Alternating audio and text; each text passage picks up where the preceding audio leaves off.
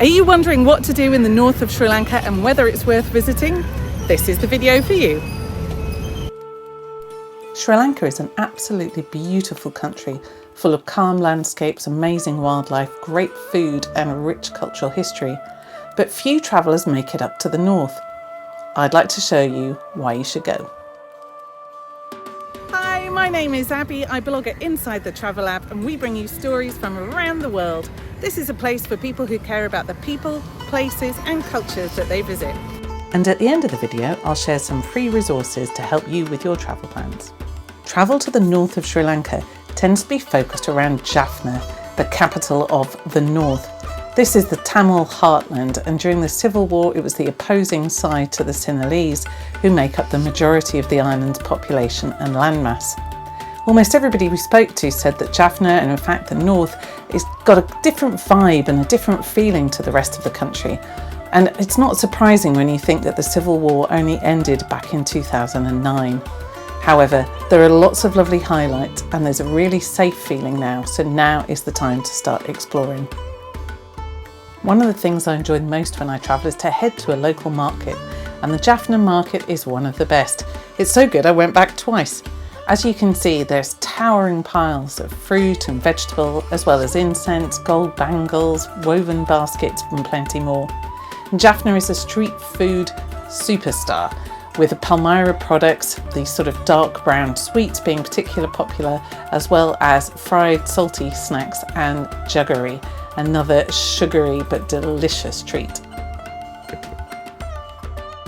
But Jaffna is about more than just food, and its standard tourist sites, for want of a better word, give an interesting glimpse into the area's past. Jaffna Fort is the second largest one in the country, and it was built by the Portuguese in 1618 before being expanded by the Dutch in the 17th century and then being taken over by the British. It has a star-shaped layout, and if you climb up the ramparts you'll see a big space of grass in the middle that was rumoured to be where people used to play cricket. Next up is one of the most important buildings in the north, Jaffna Library. This was once one of the finest libraries in Asia, established in 1933 and housing over 97,000 books and manuscripts. It became a cultural icon of the Tamil community here in the north, holding irreplaceable palm leaf manuscripts and ancient Tamil literature. However, the building was deliberately burned down during civil unrest in what has been described as one of the most devastating cultural losses in South Asia. This took place in 1981, and it wasn't until 2003 that the library was reopened. Of course, some of the original manuscripts have been lost forever. Next up is one of the most stunning temples I have ever seen, and I have seen a lot of temples. Inside is so beautiful, but photography and videos are not allowed, so you'll have to use your imagination.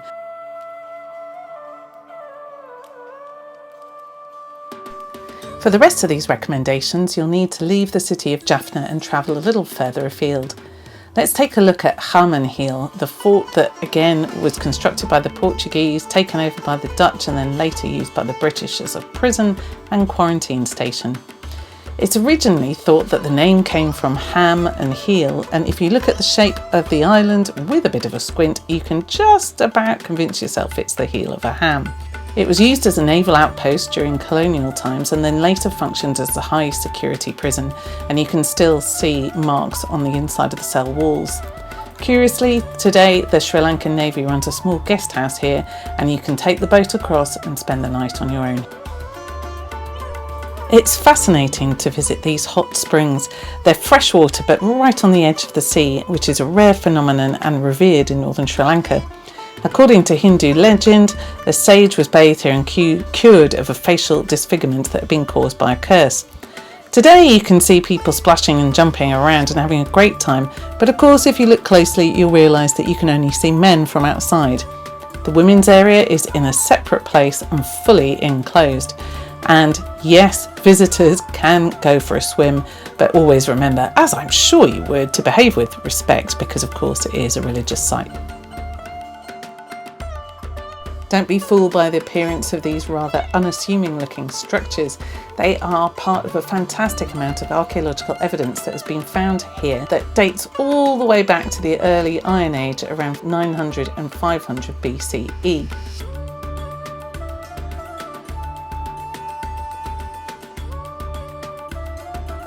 And one thing that's a really great idea to do whilst you're here in Sri Lanka is have a traditional meal. It comes as a bit of a culture shock in that there's no cutlery. You use your hands, in particular your right hand, to eat the food. It feels sort of squishy or slimy or strange for about the first 5 seconds. After that, it's like you've been doing it all your life.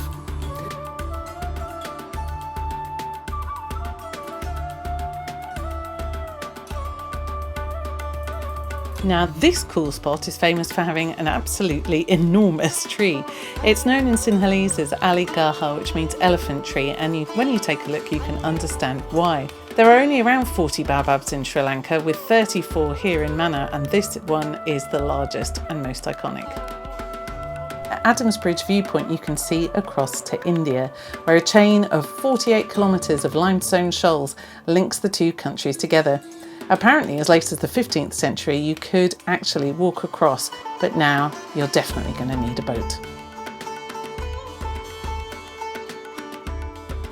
And finally, do make time to visit this lovely little donkey sanctuary.